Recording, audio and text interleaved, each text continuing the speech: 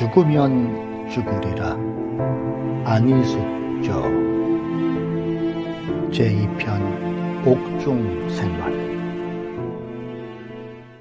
1. 평양형무소. 도보로 온 가족들은 우리보다 훨씬 먼저 떠났기 때문에 벌써 정문 밖에 와서 기다리고 있었다. 우리가 타고 왔던 호송차가 형무소 앞에 도착하니 굳게 닫혔던 철문은 쇳소리와 함께 열리고 간수들 몇이 왔다 갔다 하고 정문을 지키는 간수들도 서 있다가 다시 닫았다. 차가 앞마당 복판에 서자 성도들은 한 사람씩 손에 수갑을 찬 채로 제각기 담당 형사에게 이끌려 차에서 내려왔다. 나는 유 형사에게 제 어머니에게 마지막 인사를 하고 싶은데요. 그는 나를 데리고 다시 정문으로 왔다. 철문은 굵은 철창살로 되어 있어 밖에 있는 얼굴을 서로 볼 수 있기에 어머님을 철창 대문에 매달린 채 가까이에서 볼 수 있었다. 어머니, 이제는 제가 신앙대학 예과를 졸업하고 본과에 들여온 셈이에요. 선생님이신 예수님이 내게 정말 신앙이 무엇인가를 가르쳐 주실 거예요. 참 굉장한 일이지요. 어머니는 얼굴에 애처로운 표정을 웃음으로 바꾸어 보이면서 예수님이 너를 살리시기 원하면 너는 죽어야 한다. 매일 죽어야 해. 죽는 거야. 알지? 그의 말은 간단했지만 강하게 울렸다. 나는 웃으면서 어머니는 참 좋으시겠어요. 나같이 굉장한 멋쟁이가 어머니의 딸이니까. 그렇죠? 그럼 그렇고 말고. 어머니는 또 반복해서 예, 너는 죽어야 한다. 매일 죽어야 해. 내가 죽어야 예수님이 내 속에 계시니까 매일 죽어. 응? 매일 죽어가지고 될까요, 어머니? 항상 죽어 있어야지요. 어머니는 만족하며 마땅하다는 듯이 그제서야 됐다. 그래, 매 시간 죽어 있어야지. 그래, 됐어. 안심하는 빛이 되었다. 내가 어머니에게 절을 하려고 고개를 숙이자 어머니는 격한 말로 천성문에서 만나자. 누가 먼저 가든지 천성문 앞이다.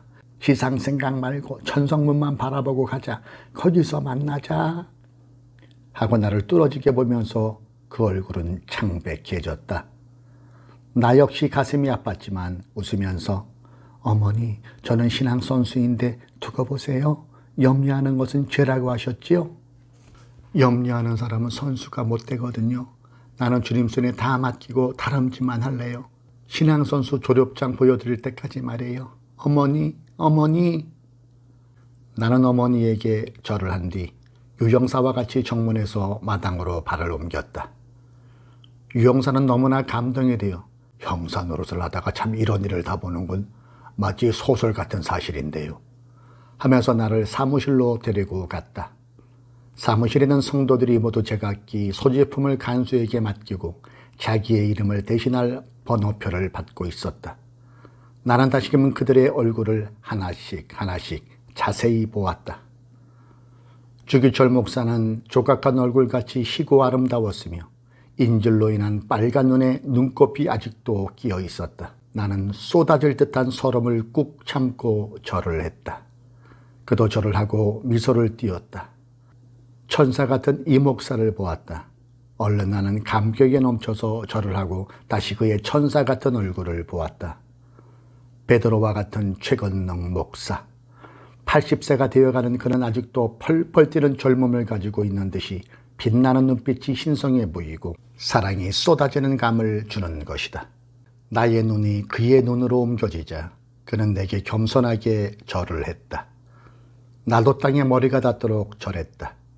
그리고 서장로, 방장로, 이 집사람 모두 너무도 고귀하고 보배롭고 장해 보였다.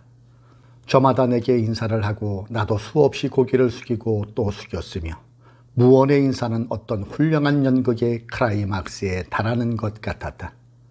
나는 호련히 내가 어떤 영광스러운 반열에 참여해 있는 것 같았다. 저들은 다 이 감옥에서 순교할 것이다. 그런데 나만은 이렇게 젊었으니 결국 나밖에 오래 남을 자가 없겠지. 그러나 나도 저와 같이 거룩하고 참된 종들 중에 하나인가? 너무나 놀라운 일이고 영광스러운 사실이다. 인생이 한 번 나서 왕에게 충성을 하고도 그 이름을 만대에 남기는데 나 같은 가치없는 인간, 특히 여성 중에도 가장 나약하고 이름 없는 내가 그 어떠한 영광으로서 이러한 자리를 갖게 되었던가. 아, 이것은 결국 우리 어머니의 믿음의 결과였구나. 믿음이 이 같은 영광을 만들어 놓았구나.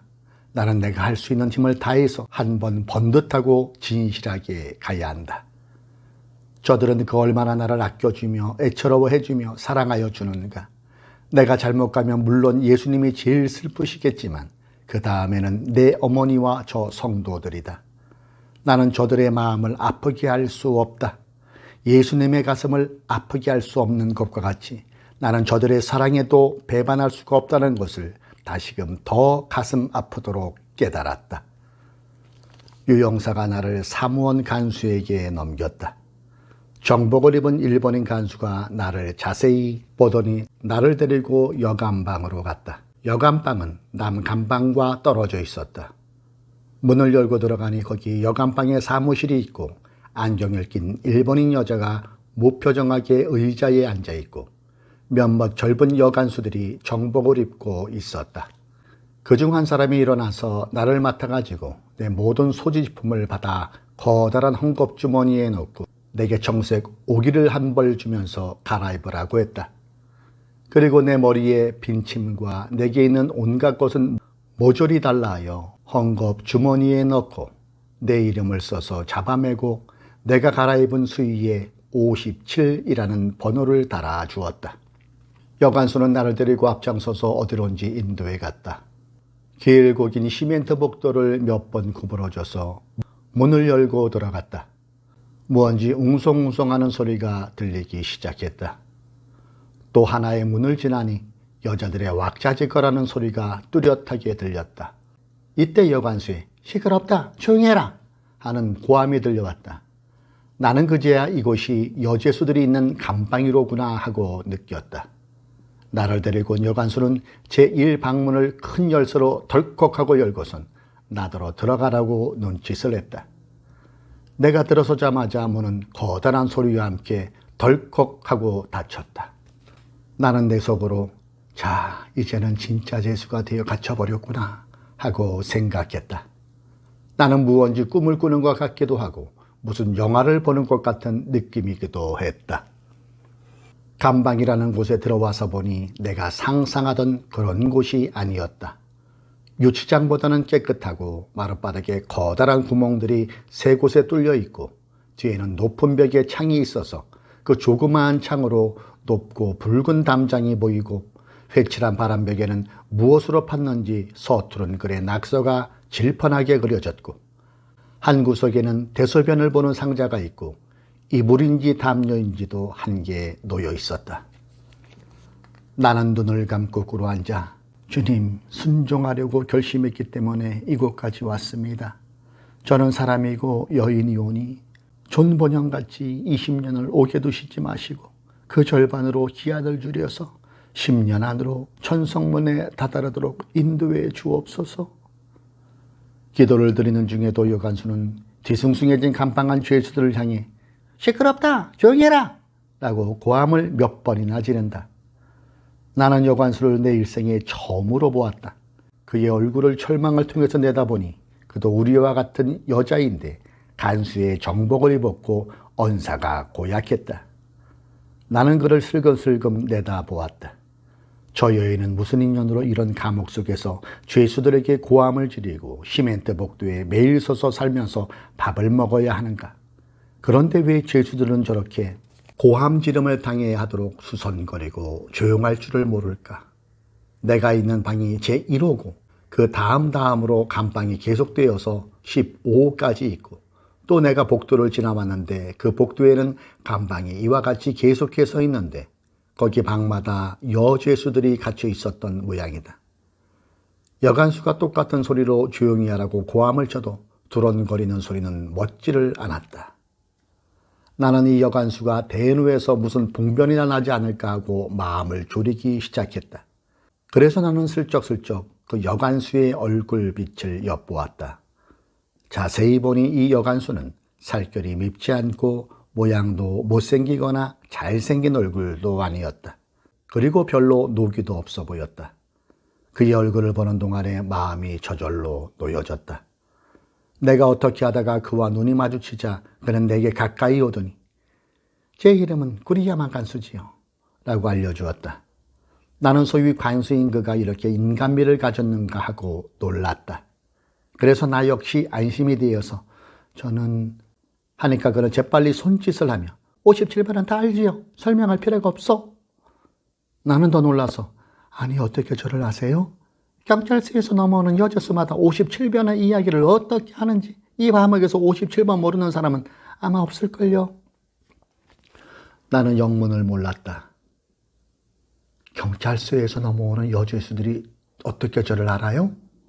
알기만 해요. 오는 사람마다 57번의 이야기만 하던데 그래서 우리는 얼마나 기다린다고요? 나는 비로소 그의 말을 충분히 이해할 수 있었다. 제가 이 감옥으로 넘어온다고들 하던가요?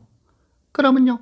여자수뿐만 아니라 남자 간수들도 57번이 넘어오면 보러 오겠다고 매일 나도 유명한 여자 아직도 안 넘어왔냐고들 묻는데요.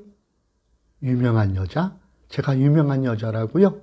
아 그럼 유명하고 말고요. 하여간 굉장한 여자라고 하던데요. 나는 어이가 없었다. 무엇이 그렇게 유명했을까요? 장본인인 나도 그런 것은 전혀 몰랐는데요. 하고 웃으면서 물은즉 그는 또 한 번 수인들에게 고함을 지르고 나서 굉장한 멋쟁이 여자가 신사참배를 반대하고 잡혀왔는데 대신들과 총독이 다 와서 면회를 하고 경찰서 서장이나 순사나 고등계 경찰들이 쩔쩔맨다고요. 그리고 일본어를 어찌 잘하는지 경관들은 모두 그 여자가 하라는 대로만 한다고요. 나는 그 말을 듣고 무엇라고 말을 할 수가 없었다. 세상 사람들은 그렇게들 말하고 있구나. 감방에 들고 나는 죄수들이 나를 그렇게 보았던가? 나는 새삼스러운 감상이 들었다. 또 그리고 그들이 한 말, 전하여지는 말, 그 모든 말이 얼마만큼이나 진실한 말인지 나는 알 길이 없었다. 나는 이런 말을 하고서는 이 여자 간수가 소위 관리인데도 불구하고 죄수인에게 이렇게 말한다는 것은 그만치 나를 알아준다는 뜻이 아닐까 하고 마음에 여유가 생기기 시작했다. 소위 관리고 간수면 죄수 위에 서서 억누리고 감시하고 고함을 지르고 구박하고 업신여겨야 할 직업일 것이다. 그런데 그의 말과 태도는 내게 큰 호의를 보여주는 것 같았다.